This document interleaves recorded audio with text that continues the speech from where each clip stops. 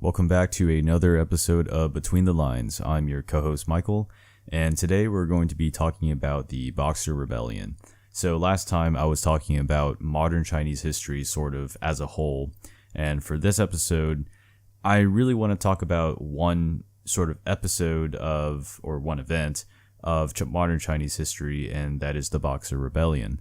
And so what I really want to do is talk about the causes, talk about the event itself, the aftermath, and then some commentary. So this is probably going to be a very standard approach to telling history. You know, like what are the causes of history of this event? What is the event itself? What's the aftermath? What are the effects? And then perhaps glean some insights. What about like the what ifs? What is the impact of this event? What does it say about the people at the time? I feel like this is kind of a common approach to history when you're writing history or telling people history. So let's get to it. So the Boxer Rebellion, maybe as a kind of brief introduction to it, was an anti-Christian, anti-foreign rebellion by native Chinese boxers. And then later these native Chinese, maybe it helps to explain what a boxer was. So a boxer was a Chinese fighter, a Chinese rebel may not be the right word, but sort of a fighter against. I would initially a fighter against Christian, foreign Christians, but then also against just foreigners in general. So both. It started off as a fighter against foreign missionaries and Chinese converts, but then later just any kind of foreigner. And so the Boxer Rebellion is sort of the outright violent. Usually people classify the Boxer Rebellion as the actual fighting, and not necessarily, like the year or two before, but just the actual fighting, the outright violence of boxers killing Chinese Christians and Western missionaries and things like that, or people like that. And so the Boxer Rebellion happened for about a couple of years, going from 1899 to 1901, so maybe about was it 2 or 3 years? And so it happened at the very end of the 1800s. So basically at like the turn of the century, from like the 1800s to the 1900s. And so it's a very interesting time for China. Big surprise, right? Modern Chinese history, but this is a very interesting kind of event because this is sort of this is an event where the Qing government, not being ethnically Chinese, but the Qing government supporting these local Chinese fighters. I don't think rebel is the right word. They weren't really rebelling against the Qing government, and I think that might have been a misconception. But anyway, these local native Chinese fighters fighting against foreign aggression. The Qing government supported this, so the Manchu government, Empress Dowager Cixi, she ended up supporting the Boxers, and they both actually fought alongside one another. The Boxers originally had an anti-Qing kind of flavor to them, but the Empress Cixi, if I'm hopefully not butchering her name too much, the Empress Cixi, she ended up persuading the Boxers to side with the Qing. And so let's get to the causes. So as I said, Chinese Christian converts, or just Christian influences in general, this was really reaching a tipping point in China, not in terms of adherence, not in terms of, okay, now most of the population is Christian, but rather one issue was missionaries converting Chinese people and then protecting them from perhaps laws or rents or loans or things like that. If the Chinese converts got in trouble, for whatever issue or whatever law that they broke, what would happen is that they would usually go to the Western missionaries for help, or the Western missionaries would help them. And so this kind of angered the other Chinese who were not Christians, or perhaps the local government officials. Western missionaries were often trying to support these Chinese converts. And to be honest, I haven't read the primary sources about these court cases and things like that. I don't even think we have a lot of records of the court cases, so I can't really say who was right or who was wrong and who was really guilty. But this was, what was happening, and so this kind of situation was happening a lot in northern China. So let me limit the geographic scope. So we're talking about the Beijing area, like the Shandong province area of China.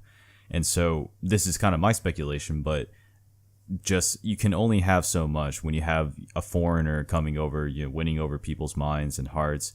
And then these foreigners are protecting these new converts. And then what if these new converts really did do something wrong? My speculation is that, the proto boxers at this point, at this point they weren't really boxers, but like this kind of anti-Christian group, anti-foreign group, I would imagine that they kind of conflated the two, that, okay, well, if you're Christian, you have to be foreign, or just these foreigners that bring Christianity here, I'm just going to equate them together. I don't like the Christians. I don't like foreigners. It doesn't matter. I just don't like them both, and I just don't want any of that. So that's kind of my speculation that's happening here. The Qing did not actually stop the Boxers, as I said. After 1898, actually, there was a coup in the government, and this coup was directed against liberal, progressive forces in the government, and so a conservative kind of mood overtook the Qing government. There were more conservatives in power than more progressives. For example, Kang Youwei, he was a progressive, and he actually became exiled after this 1898 coup.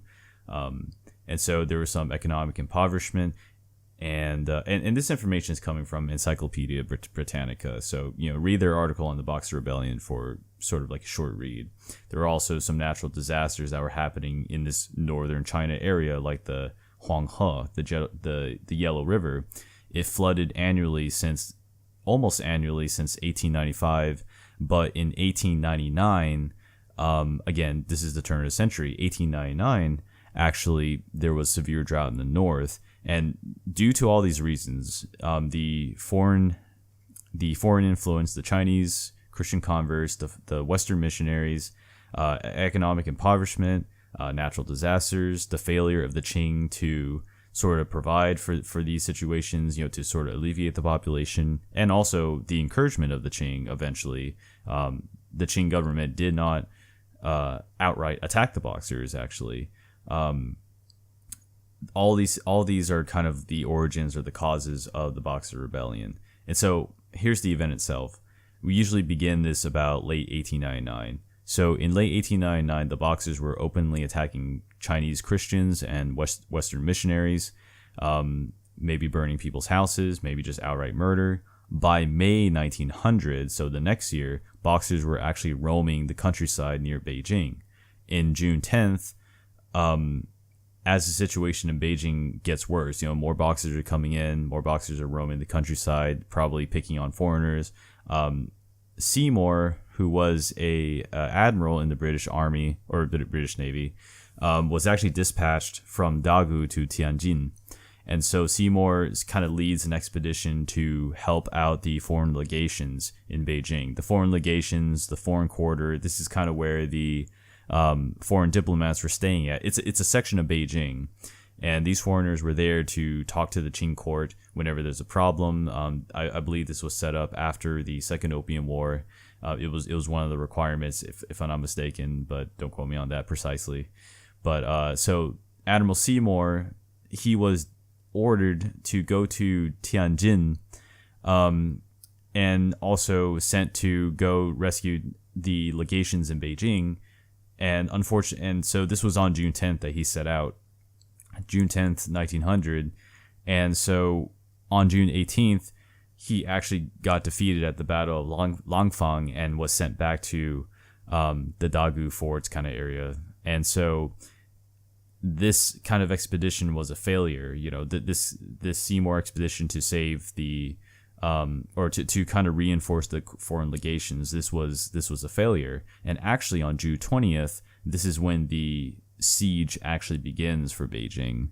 In Beijing, this is when the sort of legation quarters in Beijing where the foreigners were staying, and also Chinese converts and missionaries and so forth. These were all the foreigners were staying. On June 20th is actually when the Boxers and also Qing forces kind of surround this area of Beijing. I think there are a few movies made about this siege of the international legations. I believe there are some movies, I think like a couple of American movies made about it. Can't really judge how historically accurate it is. But anyway, so June 21st, the next day over, the Empress Dowager Cixi declares war on all foreign powers. So if you want to have a definite start of the war, like a definitive date, June 21st, 1900 is when the actual declaration of war occurs on the Chinese side. Now, some high officials like Yuan Shikai and Li Hongzhang, these are high Qing officials. Both are Chinese, but in the service of the Qing government. These officials who had power, they had maybe like a personal army, or they had a lot of wealth coming in. They knew people in the government. They had they might have started some factories or businesses and try to modernize China, especially Li Hongzhang. These officials actually did not help the Qing government in this case. They kept their armies put, and they did not actually send them to go attack the Boxers. This kind of sort of disobedience with the central government, we see that happening. On August the 4th is actually when General Ghastly, another British general or another British officer, he leads a second expedition to go save the foreign legations, and he's actually acting temporary for a German field marshal by the name of Waldersee. And so on August 14th, they do reach Beijing, they do defeat the Qing, and they do defeat the Boxers there. The interesting thing is the aftermath.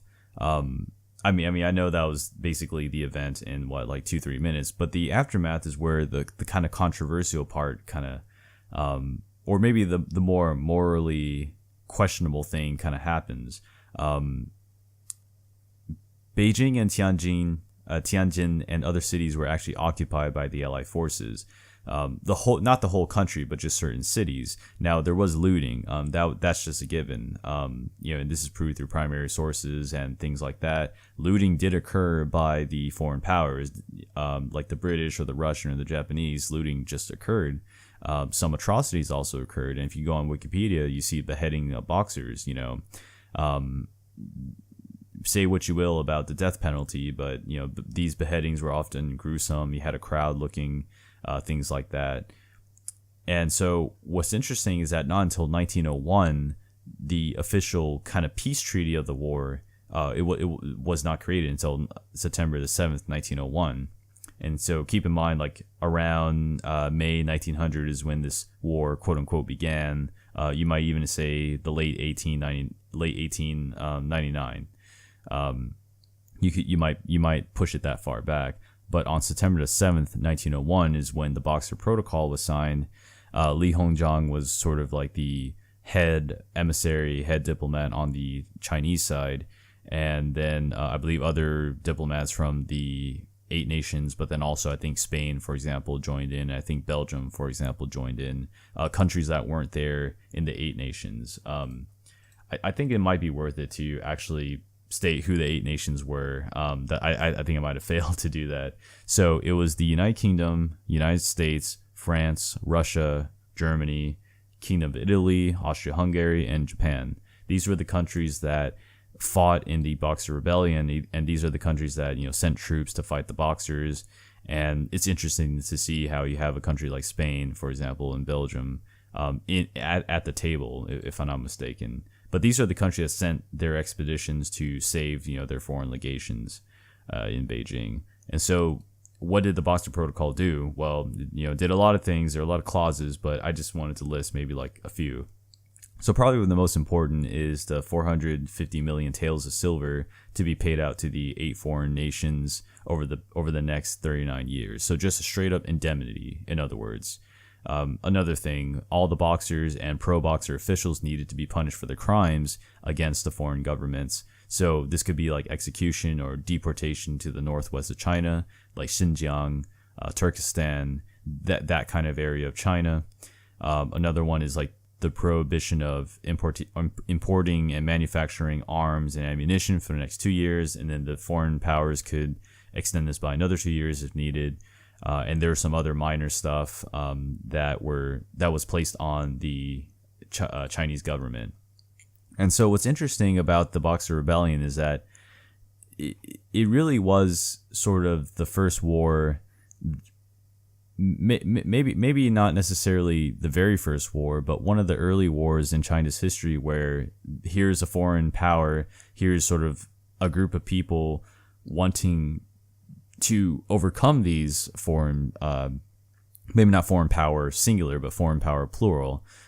This didn't come from the Qing government. This is sort of Chinese peasants, essentially. Chinese peasants getting mad at foreign aggression, be that as it may. Say what you will about Christianity, but just these Chinese peasants really did not like what the missionaries were doing, and they felt that the native Chinese were forsaking their religion. And again, I don't know who's innocent in terms of being guilty in terms of breaking the law and things like that. I really don't know. So that's out of the scope of this discussion. But just seeing how pushed they were, these Chinese peasants were getting pushed into violence, into killing Christians, Chinese converts, and missionaries. And so, again, say what you will about Christianity, but just maybe my opinion on death is not so severe where, okay, just because you're Christian, I would kill you.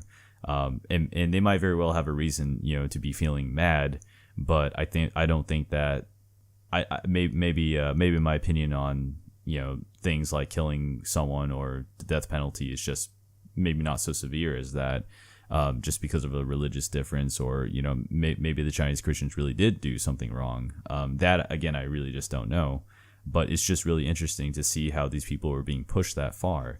And of course, the foreign nations, after rescuing the legations in Beijing, especially the Germans, when Field Marshal Waldersee came into command to replace Gasly, he led some punitive expeditions into the countryside, basically burning down houses, basically killing those suspected of being a boxer, maybe indiscriminately. Those kinds of things, maybe mutilations, for example, looting, especially. Those kinds of things, obviously, these kinds of things we don't really expect of our modern day soldiers. We don't really expect looting. Living here in the United States, we don't really see you talk to a soldier on the street or something like that. You ask a soldier, hey, did you loot? I mean, obviously that's not something that the U.S. military encourages. So it's kind of interesting to see the looting happening at this time. And of course, sacking of the Summer Palace, that was the Second Opium War was it 1860? So that would be 40, 50 years ago. So you kind of see this looting kind of mentality happening in China. And of course, it's not unique to the foreign powers. It's not unique to the United States military or the British military, looting and sacking. I mean, we had these since Rome, for example, during the migration period or this sort of barbarian invasion period. Looting is not unique to China or unique to Europe or something like that. It happens, but it's just interesting to see this in this kind of context. And to some, it's just a foregone conclusion. Looting these foreign soldiers, these foreigners thinking that the Chinese, they're racially inferior because racism was still a thing back at that time, and so maybe because of these thoughts, I'm just speculating here, but maybe because of these thoughts, the soldiers didn't really have a lot of I guess persuasion to not loot. There wasn't anything kind of blocking them mentally. Now, how many soldiers looted? I don't know. How many Chinese Christian converts were killed? I really don't know exactly. How many Christian converts were guilty in whatever laws or whatever laws they broke? I really don't know. How many Boxers were killed? Again, I don't really have those facts. I would check those out on the Boxer Rebellion article on Encyclopedia Britannica for more information on that. But again, what does this kind of episode in history say about people being pushed into the corner? What does it say about imperialism? We haven't talked about the First Opium War or the Second Opium War, but this happened after both. This happened in like 1899 to 1901. At the turn of the century, look at the situation China is in. Take that step further. What is China doing now that resembles the Boxer Rebellion? I'm not saying that they are doing anything, but let's just kind of speculate.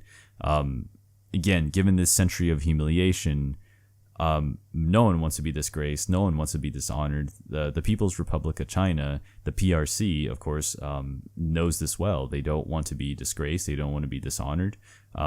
People in China aren't killing foreigners, though. I mean that just doesn't happen. But the question is, how deep are the scars of history? And that really is the question here. That's the question I'm trying to ask. Like, how strong is historical imagination in the minds of people, or historical memory? If maybe a little bit of both, but just remembering your history and assuming you can get your history straight. How much does that stay into your mind? Because the Boxer Rebellion happened like 110 years ago or so. There are obviously no survivors. The Boxers are all dead. We can't go out and ask them like, what happened? What did you do? We just can't. This is similar. This is happening to our World War II veterans. I believe there are no more World War I veterans alive, or there might be just a very small amount. Less than 100, for example. But our World War II veterans, we can interview them. We can ask them questions about World War II, but we can't really ask, the Boxers. We can't really ask the foreign soldiers who fought against the Boxers. We can't. And so we just have to speculate again, like what pushes people so far into the corner that they had to commit violence, murder, mutilations, looting, all these things, eye for an eye policy, right? How big does this eye for an eye policy play a role in the Boxer Rebellion? I think that it's a very sad episode in Chinese history, but then also given both sides what they did, the atrocities committed. It's probably a sad, it's probably a sad episode in the history of Britain or the history of America. Specifically the history of their militaries. Of course, they won the war. The Eight Nation Alliance won the war, but just looking in retrospect, this kind of behavior would be unacceptable. Looting, beheading, murder. This kind of behavior we just don't see in the military nowadays, and so it really is just an interesting episode to see. So again, just kind of in this commentary stage, just asking about like, well, what about imperialism in general? Is imperialism good? Is imperialism bad? This episode, I'm not really asking whether or not Christianity is good or bad, but just the influence of any kind of foreign influence. It doesn't have to be Christianity. It could be Islam. Could be a certain kind of philosophy. It could be a certain kind of culture. What drives people to just reject things that are foreign? What about acclimating to foreign culture? Why was that not an option for the Boxers? Again, like, do we see a kind of anti-foreign behavior in China today?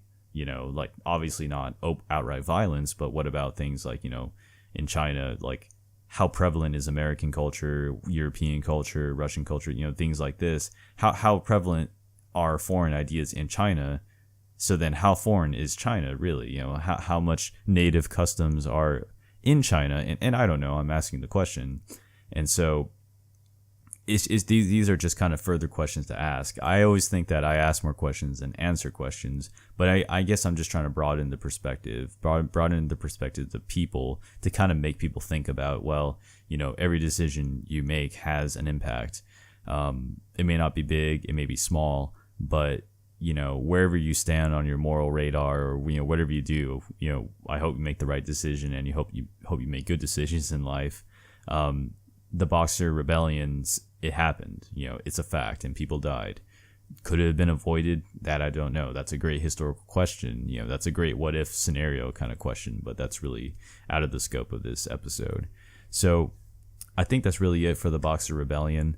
I do recommend maybe like a few books on the Boxer Rebellion, like was it William Dweeker's, I think it's just called the Boxer Rebellion, or like Cultures in Collision, I think. Which was written pretty early, like in the late 60s. I think Diana Preston wrote a book about the Boxer Rebellion. I'm trying to remember other ones. Joseph Esherick, I think he's a pretty big historian. I think he passed away.